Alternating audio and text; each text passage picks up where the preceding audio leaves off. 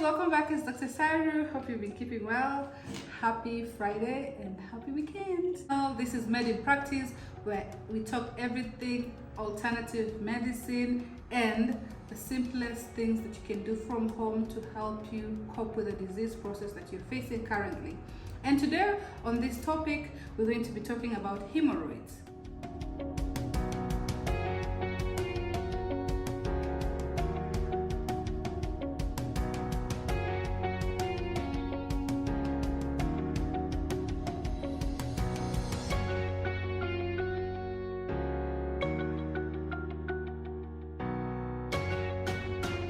So what are hemorrhoids? Hemorrhoids are swollen veins in the rectal or anal region that are caused because of excessive pressure or increased pressure, mostly increased intra-abdominal pressure that causes the vein to swell.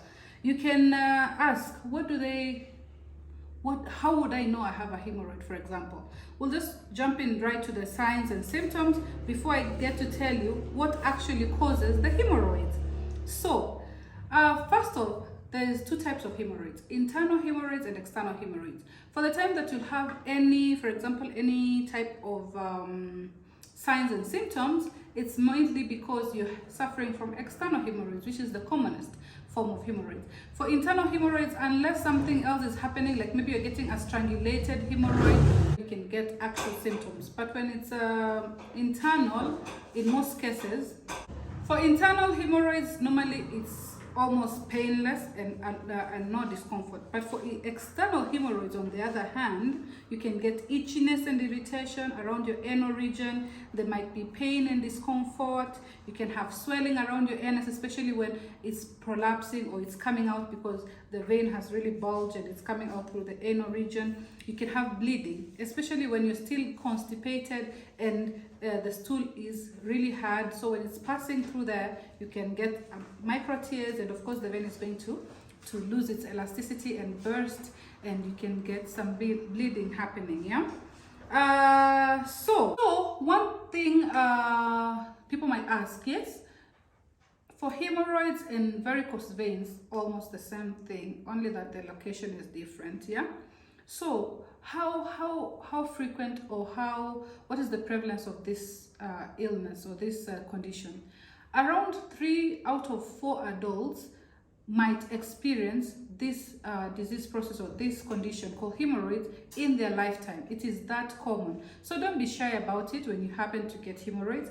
Just visit us and we'll know how to fix you, or we'll know how to help you fix the situation, all right? I was looking for the Kenyan data, which I did not get, but the American data says around 60-70% of the adults in the States tend to have hemorrhoids. We've already talked about the types. We know there's internal and external type. For the because of my audience, and I know because you guys are not the expatriates or not the experts I'm talking to, and I'm not speaking generally to medical students or other medics, so I'm going to leave the part where what differentiates between an external and internal hemorrhoid.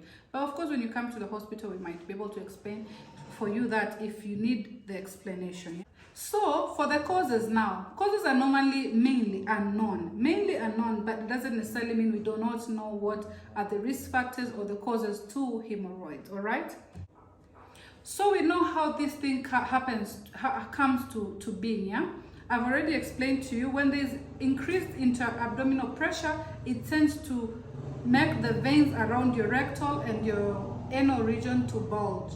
So when they bulge and they stretch, sometimes they tend to prolapse or they tend to swell up because of the stasis of blood, and you might now feel it as the hemorrhoid, either by feeling or seeing blood when you're wiping yourself, when you go to the washroom, or having the itchiness or the discomfort.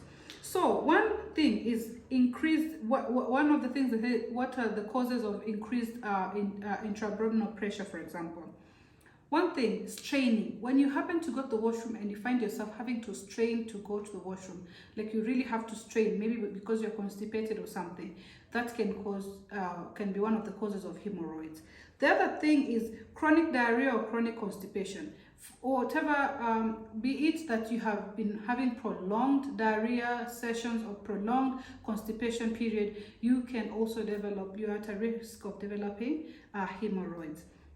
The other thing is obesity. I don't think I need to explain this much. Obesity, and most of the times truncal obesity, that means obesity around the abdominal region or abdominal or the gut.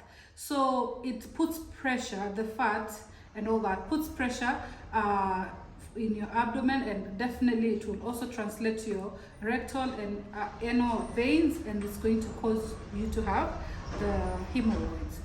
The other thing, pregnancy. Pregnancy almost acts the same way as obesity, so yes.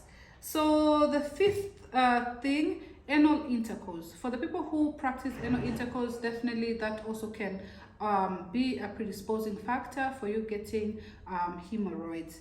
The sixth thing, low fiber diet.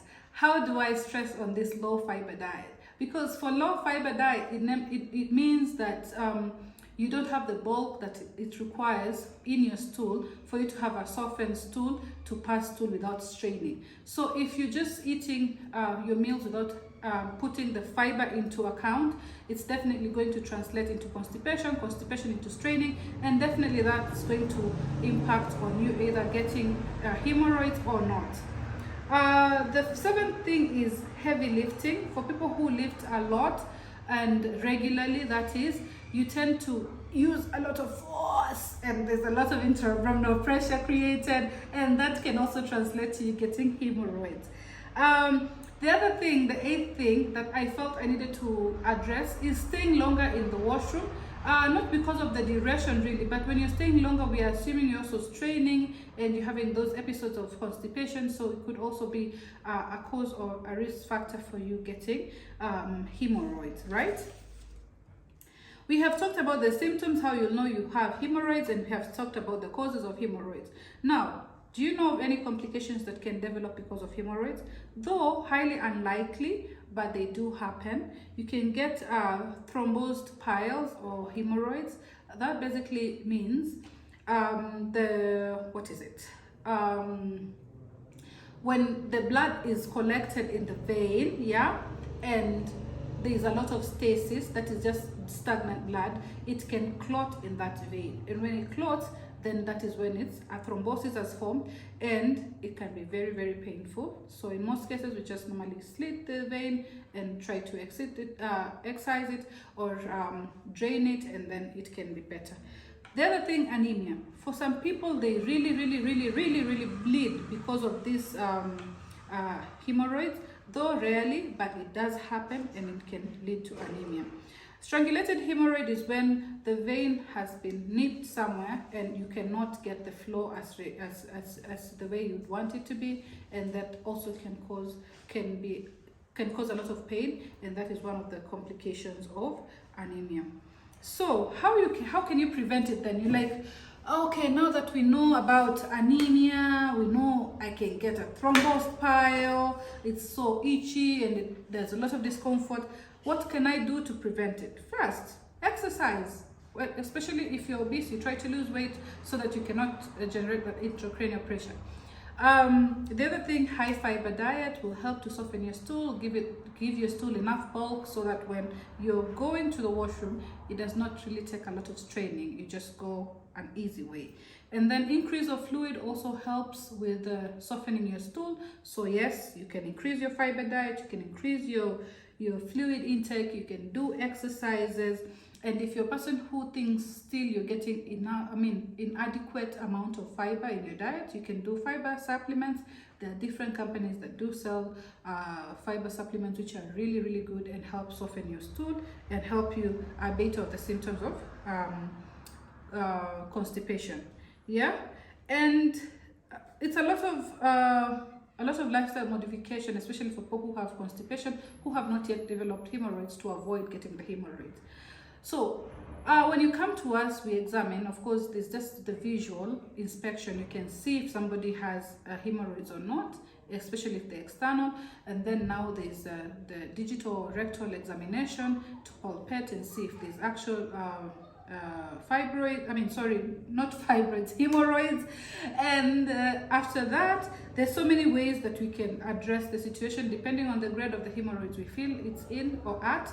So there's lifestyle modification, what I've already talked about, the high intake of fiber, high intake of water, and exercise. And then the topical medication, which include local anesthesia and something to ease with the itchiness and the discomfort, and painkillers. And we also sometimes encourage sitz baths, but now it's a bit discouraged about it. And yeah, basically that is what we normally take you through. Until next time, it's Dr. Saru. Love and love. Have a beautiful weekend.